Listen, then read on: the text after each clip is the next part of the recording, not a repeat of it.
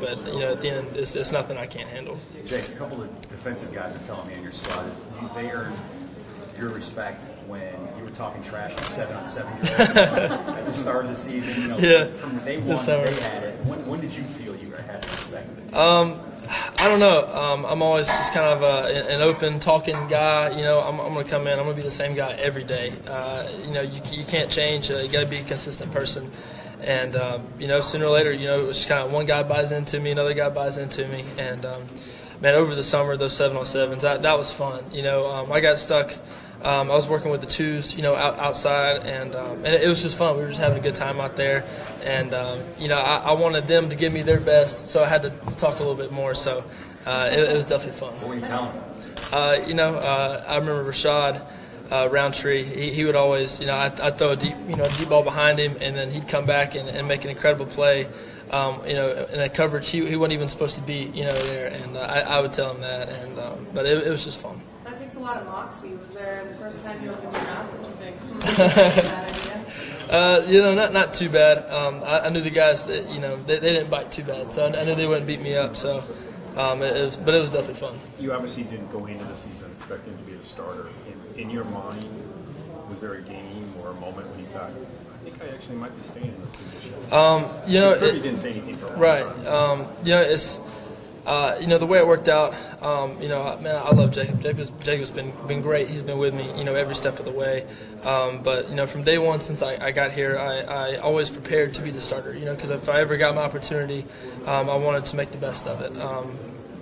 So, working along with Jacob, I definitely prepared as much as I possibly could. And, I'm extremely thankful, when I did get, the opportunity, I played, not too bad. So, but, just extremely thankful. You guys have obviously spoken through this, and your friends. Oh, yeah. How's he dealt with this? And Jacob, man, he's been an incredible teammate. I couldn't ask for anyone to be any better teammate than he has been to me. And, he's my roommate right now in the hotel. And, man, things just it couldn't be any better between the two of us. Is it awkward ever? You've been getting a lot of attention. Not at all. What do you see from the Oklahoma pass defense, backers, and certainly the back end? They're fast. They play in a league where they throw the ball, a lot of times a game, and so they're going to be well conditioned to the passing game. So we really have to take advantage of running the football. But they're really good, really athletic, and hopefully our guys can go up and make some plays. One of the things Oklahoma Coach Mike Stoops mentioned is your wide receivers might be a little underrated as far as the position groups go. Mm-hmm. Do you agree with that? And is there a certain throw or touchdown pass that maybe been your favorite this season? I definitely think our guys are a little underrated. Javon, Terry, Mecole, Riley, all those guys, man, they can go up and make plays, with the best of them. And I have complete trust in every single one of them. We go out, we work, we throw the ball during practice a lot. And, we've developed a really great chemistry. And, one touchdown. The fade ball in the end zone to Terry in the SEC championship, that was incredible. And, man, I don't know, there's been so many incredible moments, especially the flea flicker at the beginning of the Mississippi State game. That was incredible. And just so many moments that I want to just cherish forever from the season. It's just been great. Jake, do you think the initial loss to Auburn actually made the team stronger in the long run? Absolutely. We definitely focused a lot more after that game. Guys like Sony and Nick, they definitely took incredible ownership after that game. I did too, and guys just kind of went to work. We're all right. We know we have weaknesses now, and we're going to do our best to come back from them. And man, I couldn't be any happier the way the guys responded. And so far, so good. And let's hope we can keep it going. As the year went on, there were guys.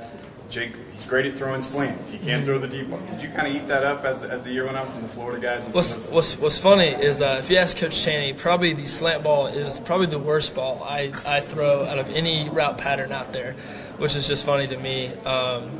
But man, all that it's just I didn't really pay much attention to it. Just kind of go out and play your brand of football and play behind my guys, and they took care of me. This is going back a little bit, but you signed with Georgia even though they had their quote unquote quarterback of the future. Mm-hmm. What was your mindset at the time in going there? Because obviously you had the other options. I always growing up, a Georgia fan, a Georgia boy. I always wanted to play football at the University of Georgia, and I just took this opportunity. Just the way it was, and I knew, kind of coming in, I was always one play away from playing. And, the way it worked out, and, now I'm here. But wasn't there the competitor side of you that said, I want to go? Oh, absolutely. I wanted to come in and compete, and, I wanted to make Jacob better, I want to make myself better, and I want to make the team better. And that outweighed the potential of starting somewhere else? Jake's going to be in the far room for print. Yeah, we're going to put him up on the... Can he answer that question? Can you answer that question? Yeah, sure, go ahead. Sorry. That outweighed the potential of starting somewhere, seemingly starting easier somewhere else? Yeah, I didn't want to take the easy way out. I definitely wanted to, compete and make myself the best I possibly could. And then he's going to also be available on the far side for print media as well.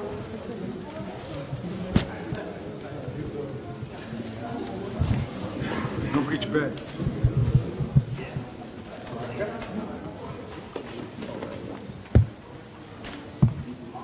It's your bag, okay?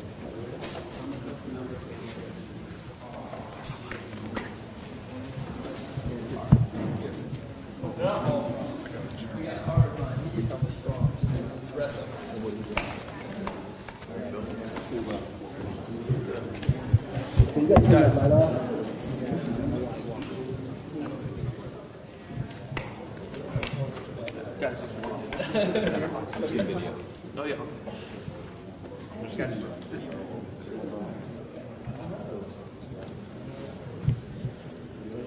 I'm ready. Good.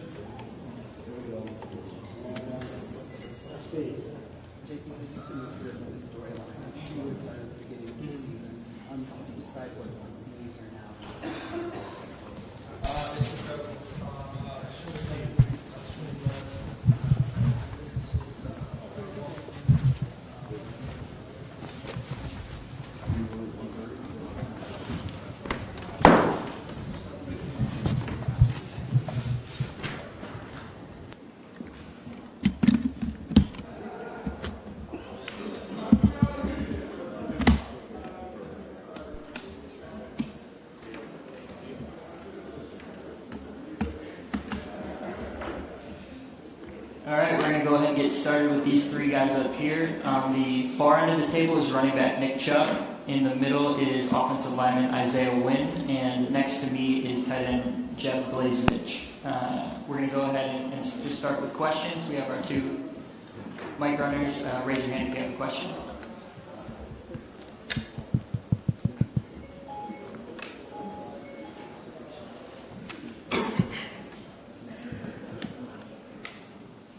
We have a question in the middle and the back there. Go ahead. My name is Brandon Adams from DogNation.com. My question is for Isaiah. I think most people would say that the Georgia offensive line played much better this season than the year before. What do you attribute the improvement to? We definitely balled in this season. We definitely had to get used to the coaching staff, and I definitely believe everybody just did a good job of stepping up leadership-wise and pulling everybody along just enough to buy in and make sure that everybody's going in the right way. In the front row here. Joey Helmer, OUinsider.com. Oklahoma's defense has been highly scrutinized all season. It's kind of a weak link for them. For all three of you, what do you see from Oklahoma defensively?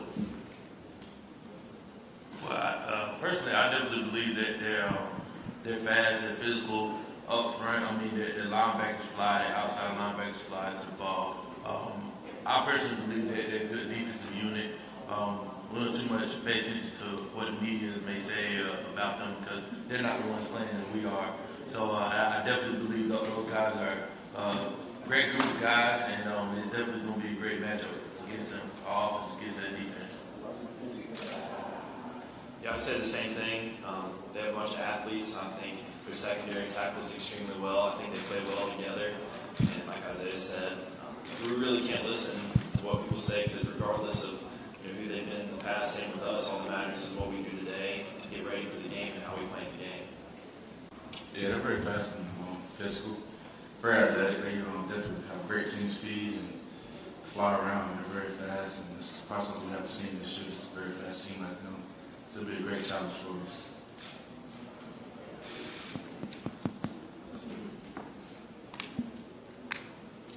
On the rise or on the right in the back.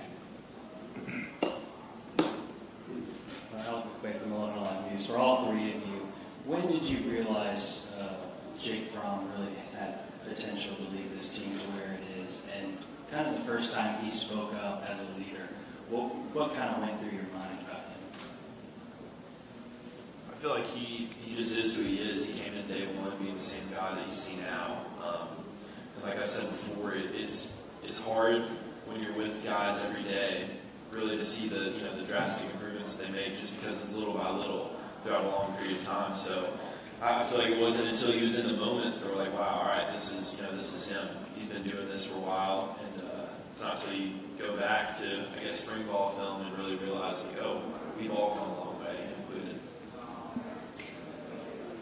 For me, I definitely believe that the time that I really took note that he was filling in that leadership role pretty well with doing 7-on-7 during the summertime. I mean, it was just obvious that he was just different as opposed to some other players. He always made sure that everybody was matching his intensity. He always came out there with the right intensity. So that definitely was a point in time where I was like, yeah, he's definitely going to be a great player. Just going back to spring football when he first came in, he's kind of he'd always been outspoken, a great leader, plays, making like checks and great passes. From spring to the summer, 7-on-7 to the game, you realize that that's who he is.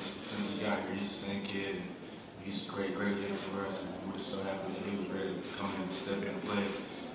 He's been great ever since. We're going to go in the front row here on the left. Dean WSB News 9, Oklahoma City. Guys, from afar, watching the SEC, it's been to everyone Alabama, and not only the SEC, nationally. You guys feel like you're coming and you might be ready to pass Alabama?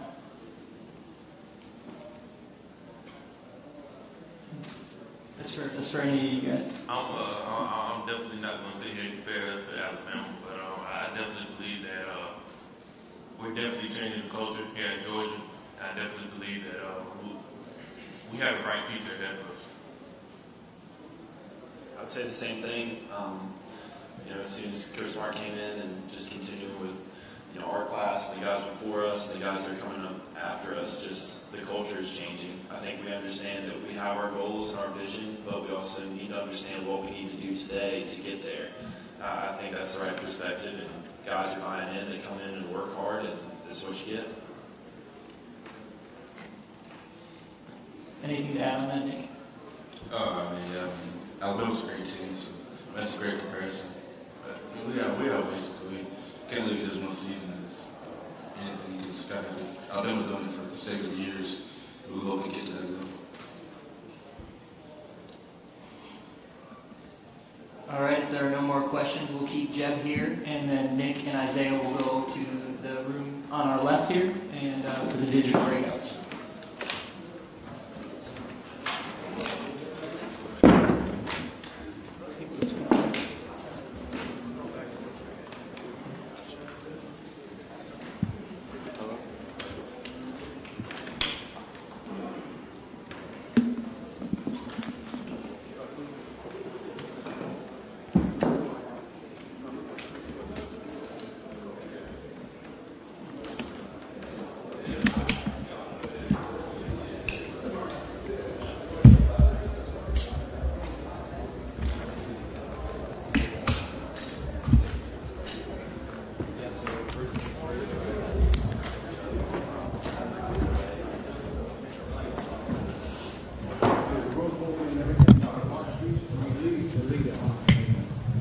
Definitely a little bit more. Never been to California, so I mean, it's a beautiful place. What about that Oklahoma defense? They don't talk about them a lot, and I know you've been asked this a lot. Just what do you see from them, and what do you see you have to do against them? I definitely believe that they're fast and physical defense. All those guys fly to the ball. I mean, they have playmakers, every position on defense. And as an offensive unit, I mean, we just got to come ready to play. Cause I feel like when we're ready to play, you know, we definitely can't be stopped. Kind of talked about it in the other room, but it's mostly the same guys from last year on this offensive line. Mm-hmm. Was there something in the offseason that just clicked? Yeah, I definitely want to say it was spring when we just knew that, you know, we had to have everybody step up and buy in because we couldn't have nobody who we was dragging by the collar, you know. So everybody did a good job of just buying in and getting adjusted to all the coaching staff. There is a young guy on your team. How much have you seen Andrew kind of change throughout this year and see him grow? I really haven't seen him change much. I mean, he came in like ready to go, and that was definitely eye-opening. But I mean, the only thing that I've seen that change from him is definitely his technique. I mean, his technique has definitely improved every single game. But other than that, I mean, he's definitely still the same guy he came in as, and he just always the player coming in. Going against a team that averages nearly 50 a game, is there more pressure on you guys to put up points early? No, I don't think so. I believe that you add that type of pressure, you kind of start to mess up the game plan and the vibe of it. So you just got to go in there and we prepare for it just like any other game. Coach is saying that you're still striving for the perfect game. You guys can still get much better offense. Oh yeah, definitely. You really think that? Yeah, definitely. I mean, you cut on tape and you can see that whether it's been a missed protection or a little slip-off block or a drop ball, you know, those are all points that we definitely could have scored, and we definitely haven't reached our peak yet. So we've been getting better. Excuse me, we've been getting better every day in practice. So hopefully this game will be one of those type of games where it's like, okay, we're almost there, almost there. How do you guys pace yourself? I mean, you still got 5 days before this thing kicks off. I mean, it's going to be repetitive. Mm-hmm. How do you guys keep yourself from not? You definitely just got to take it day by day. You can't be focused on the future. Like I said, you definitely got to take it day by day. And as long as you lock in for that day, that time, and that practice, you're good. Let's talk a little bit about Jake Fromm. You've talked about it already, I know a lot, but just about how he's developed. And when did you see him kind of take over, so to speak? You know? Like I said, I definitely seen him take over in the summer, just with all the 7-on-7 stuff. You know, we may have had a couple guys who may not have wanted to be out there that day, but he told those guys, you know, match my intensity. You know, we're all out here together, and that was definitely a time that, you know, I took note and was like, yeah, he's really a good leader. Were you surprised that he was talking that kind of stuff? I mean, oh yeah, at that young age, definitely. You know? Yeah, but I mean, you have no choice but to respect that. You know what I'm saying? He's definitely trying to do everything he can to not only improve his game, but also improve everybody else's game around him. With the party, you say, listen, man, you're not even a freshman yet, and you're still talking trash. Kind of put him in his place a little bit and say, hey, watch out. You got Roquan on the other side of the ball. You got all these guys trying to put you in your place. No, I mean, I haven't seen anybody that do that to him, but I mean, he's definitely just one of those guys who whatever he says, he's definitely trying to help you get better as a person or a player. So he's a take charge kind of guy. Yeah. How's the confidence level of the team and the camaraderie? What do you mean? As far as, you know, you're into Roseville. How much more intensity will it take to come out victorious? I mean, not much, just because I mean every day we come out there with the same mindset, like it is always offense versus defense type deal in practice. So as long as we keep that mindset, we're good. When you get to the Rose Bowl on that day, can you describe your emotions? Definitely, I want to say legendary, just because you know, this is, I think, definitely our first time here. With the guys that this is only going to happen one time with the guys that we're with right now. So it's definitely a special moment, definitely legendary, and we just look forward to getting that W and going home happy. What are friends and family saying to you? What are the words of inspiration? Not much, just saying business, keep doing what y'all.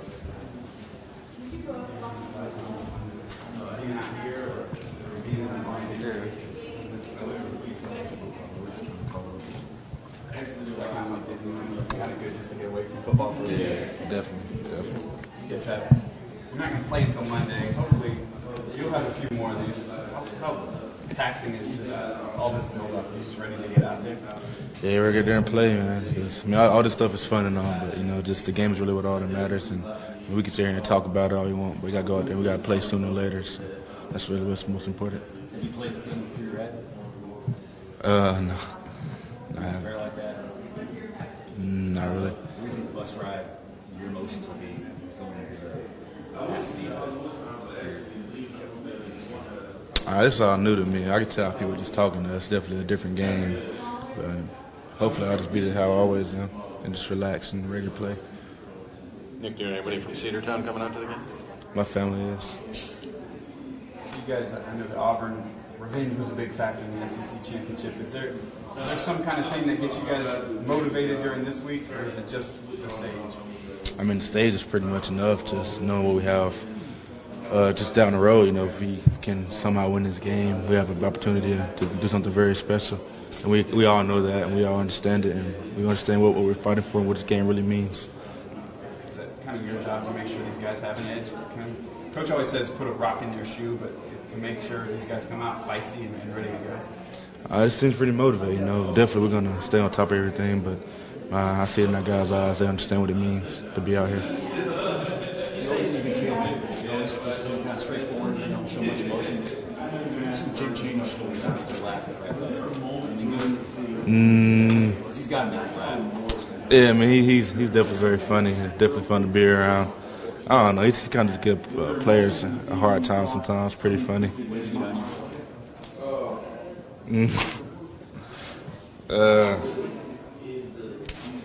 He gets on to me because I don't know why. He thinks me and Sonny Michelle don't practice much, even though we're out there every day running around practicing. He say, "You got your 2 reps. You done for the day, right?" But I mean, we always out there practicing. He just gives us a hard time about it. He thinks we got a big head or something. I don't know. Well, that's what he said. There's so many running backs on this team. Nobody practices. Yeah, he swears nobody practices, but him out there howling at nobody, I guess. I don't know what he's thinking. Is it tough for you and Sonny, for a guy like Jim Chaney, to think you got to get switched in there too? I mean, how does that? You guys kind of understand when you guys probably still fresh, like somebody wants somebody else. Yeah, it's just how we'll have our strength. We'll kind of work.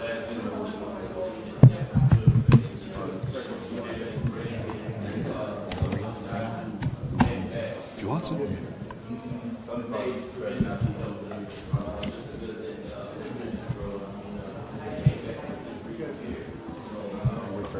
Wait for everybody to clear out and get him leaving. Good job. You want one? You can do it. Playoffs, the SEC. We've been playing playoffs for 4 years now. I feel like trying to make it to Atlanta, and now we've done it once. We need to go back. Thanks, Ed. Thanks. My brother. You're in charge of keeping these guys level-headed. Is it hard to do out here with so many distractions?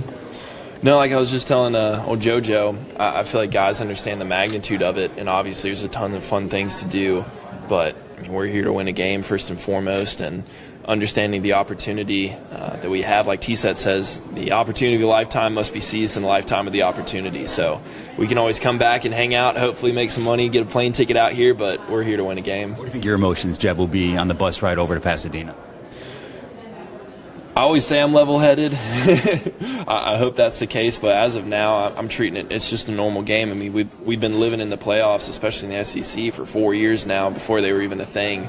It's just the nature of the beast. It's another, obviously, huge game, but it is just a game. You know, the stakes are higher for this one, but we just need to approach it like every other game, because if we approach this one a certain way and that guarantees a win, we should have been doing that all season, but we've already have the plan in place. We know what we need to do to win, and that's what we're going to do. What's your best Jim Chaney story? Oh, wow. That's appropriate for the world to know. We can edit it out, put the beeps on it if you want. Oh, man. The only one's, I don't know. We asked Nick, and he said, he gets on him because he thinks that running backs never practice.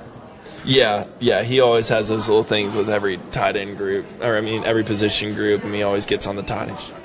Tight ends. I mean, he's. Give me your best impression. Oh, I shouldn't. I can, but I shouldn't. Yeah. You gotta be the distraction Kirby Smart doesn't want this week is Jeb Blazevich doing Jim Chaney impression. Yeah, exactly. That's a great way to put it. You saved me there. That's it. But he is. I mean, he is like a coach's guy, right? I mean, a player's guy rather. He wants you guys to be, when the moment's there, lock in, but also have some fun and relax. I mean, yeah. I will say this. That's a really cool part about Coach Chaney is, on the field, he coaches how he coaches. He'll get on you pretty good, but off the field, just something switches, and he's just a lot more. Hey, this is what you actually did. Like, why'd you do that? You should have done this. It's just really cool because in the car ride over here, it's not the coach that's getting on you all the time. It's just Coach Chaney. He's just hanging out, and we just enjoy spending time with him. Fill in the blank for me. Georgia, it moves on to Atlanta and wins the Rose Bowl because we were prepared the same way we have all season. I feel like we've always stressed that we have the physical days in there, we have the fast days in there, and we need to do what we've done all year. I mean, we've had the formula so far to get us here, so we shouldn't need to change it up much. Do you guys feel more pressure to put points on the board because of that Oklahoma offense? Honestly, not really.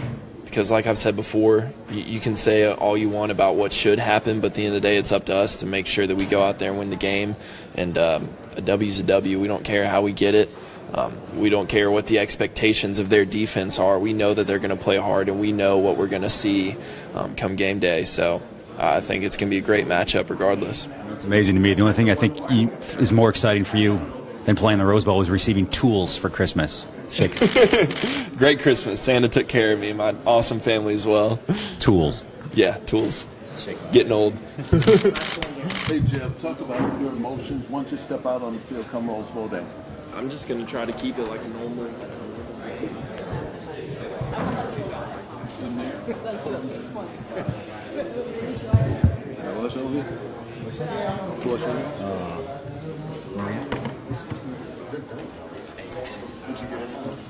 Yeah. Make sure you get the tables all wrapped up. If we do it, let's do it like this. Yeah, if you want to do it where Jeb was. We can either do it there or right here. I mean, it looks different, so look a little better.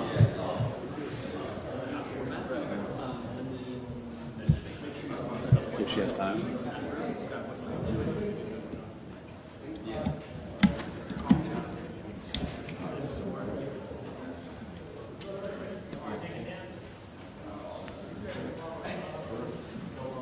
She's still being tall. So make me look at it. Short.